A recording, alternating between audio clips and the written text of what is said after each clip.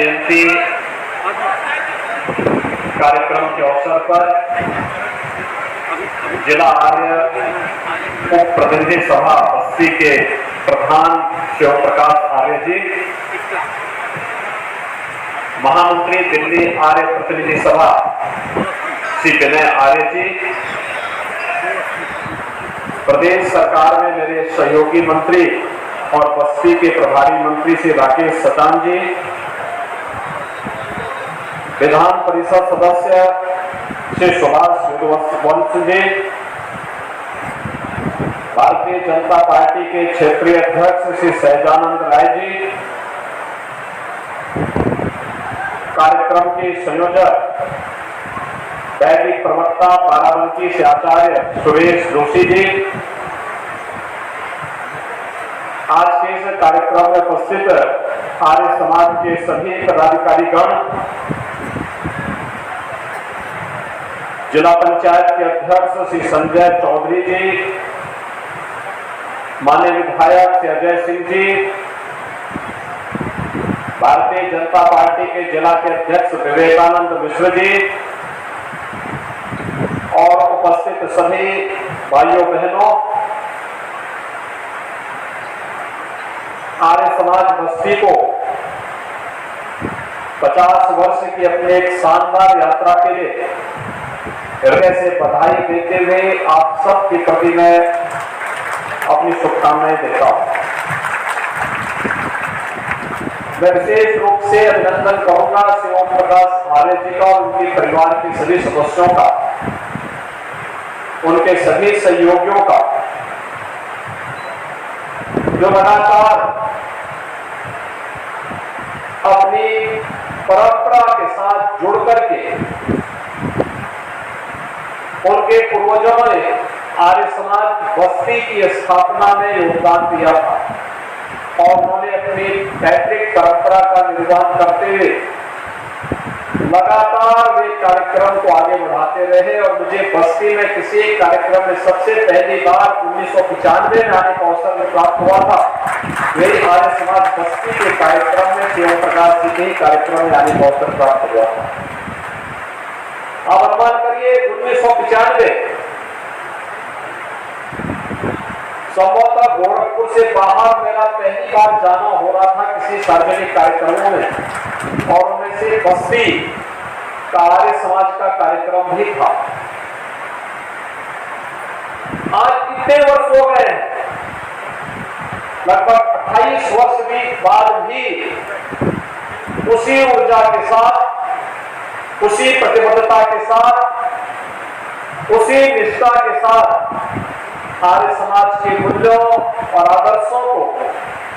आम जनमानस तक पहुंचाने के लिए श्री ओम प्रकाश आर्य जी के द्वारा निरंतर प्रयास किया जा रहा है, आगे बढ़ाया जा रहा है। अपनी व्यक्तिगत पारिवारिक समस्याओं को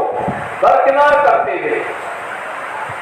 एक पिता के लिए सबसे कठिन समय होता है जब वह अपने कोई जवान पुत्र को खो दे, लेकिन उससे उभरते हुए महर्षि दयानंद सरस्वती के मार्गों का अनुसरण करते हुए हमारे आर्य समाज के लिए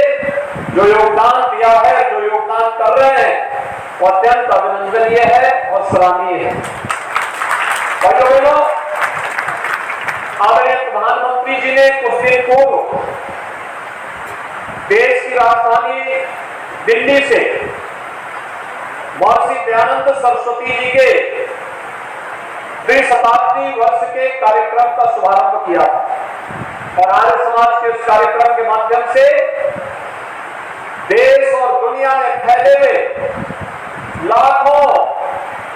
आर्य वीरों को जागृत करने का कार्य किया था। आर्य समाज भारत का एक जीवंत आंदोलन रहा है। पर आंदोलन की शुरुआत कौन कर रहा है और उस आंदोलन के साथ चलने वाले साथी कौन है? आंदोलन की दिशा उससे तय होती है, उसके परिणाम भी उसी से तय होते हैं। जब मैं आर्य समाज की बात करता हूं तो मुझे देश की आजादी के आंदोलन की याद भी आने लगती है। भारत के इतिहास का स्मरण होने लगता है। हम जब आर्य समाज की बात करते हैं, एक उस कालखंड में निर्भीकता के साथ कार्य करना कितना कठिन रहा होगा। जब ब्रिटिशर के द्वारा, अंग्रेजों के द्वारा भारत के अंदर तुष्टीकरण की नीतियों को थोपने का कार्य हो रहा होगा और हमारे समाज वैदिक धर्म की बात कर रहा हो, चारों वेदों की बात कर रहा हो,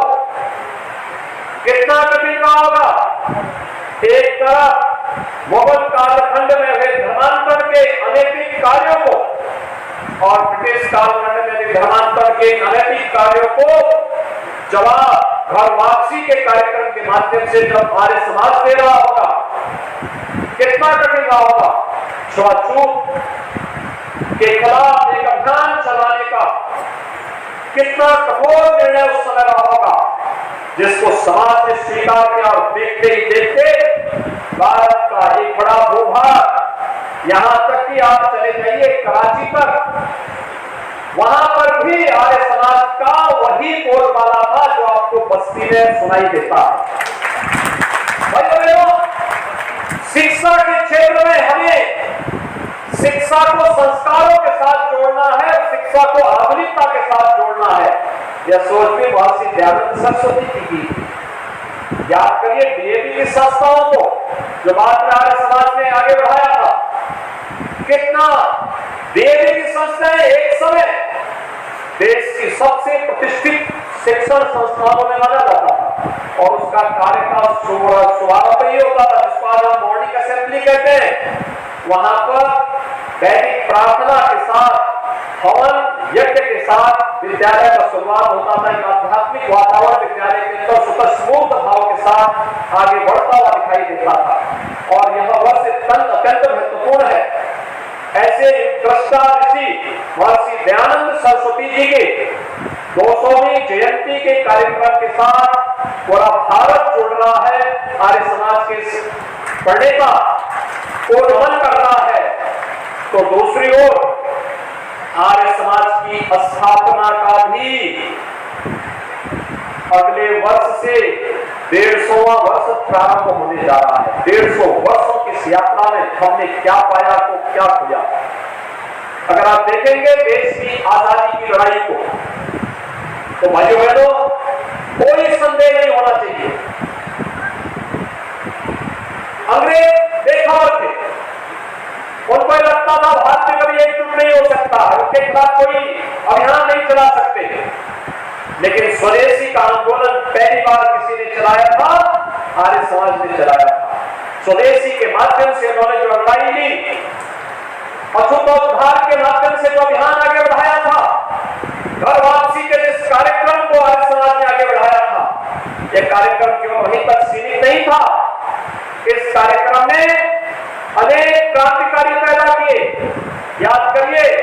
काकोरी कांड के महानायक पंडित राम प्रसाद बिस्मिल, ये आर्य समाज की देवी थी। आर्य समाज के प्रचारक के रूप में शाहजहांपुर में कार्य करते थे और फिर देश की आजादी की लड़ाई को जब लड़ाई देनी थी तो उन्होंने न केवल स्वयं बल्कि अपने साथ अस्फाउल्लाह खान को भी जोड़ा और ठाकुर रोशन सिंह को भी जोड़ करके इस लड़ाई को आगे बढ़ाने का कार्य किया था। उस समय का हर क्रांतिकारी आर्य समाज के साथ जुड़ करके गौरवान्वित महसूस करता। और आज आर्य समाज जब एक और अपने संस्थापक की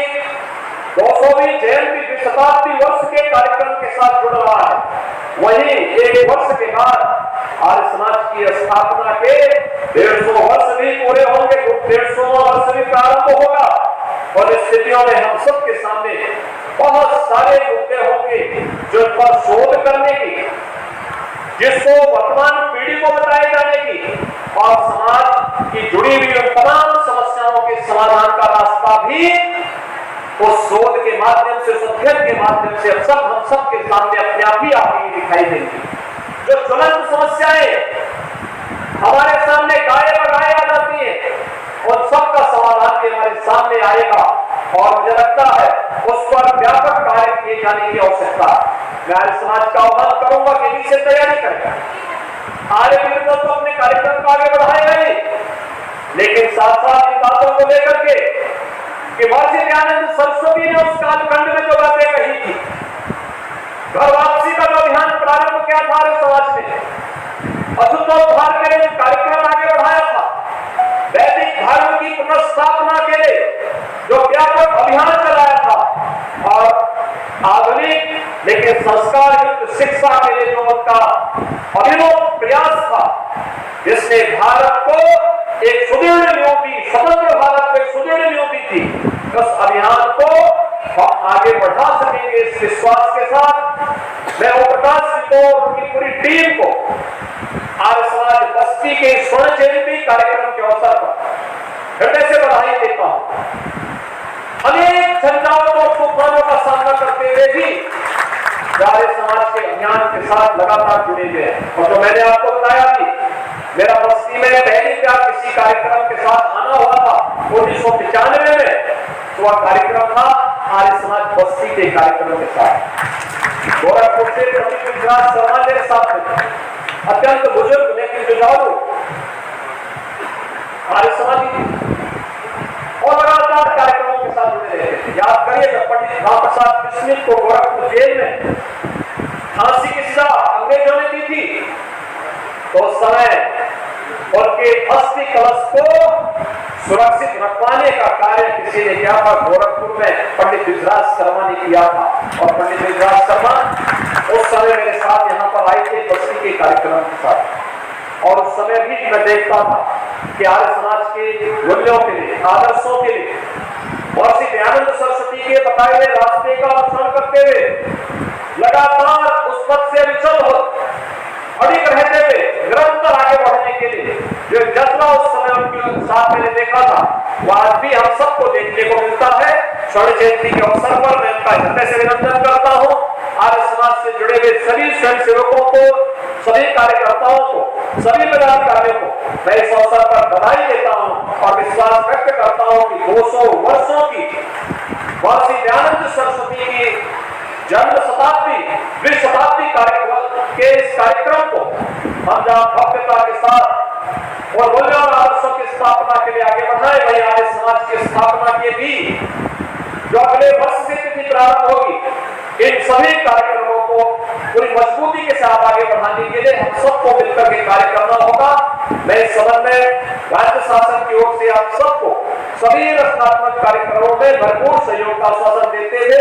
आप सबको बधाई देता हूँ, शुभकामनाएं देता हूँ। धन्यवाद। जय हिंद। तो धन्यवाद। आदरणीय ओम प्रकाश जी, आइए अभिनंदन पत्र दिया जा चुका है। इसी के साथ हम पुनः आभार नमन प्रकट करते हैं और शांति पाठ के साथ इस सभा को हम संपन्न करते हैं, क्योंकि हमारे वहाँ स्वस्ति वाचन और शांति का बहुत बड़ा महत्व है। वैदिक धर्म में शांति वाचन का ऑडियो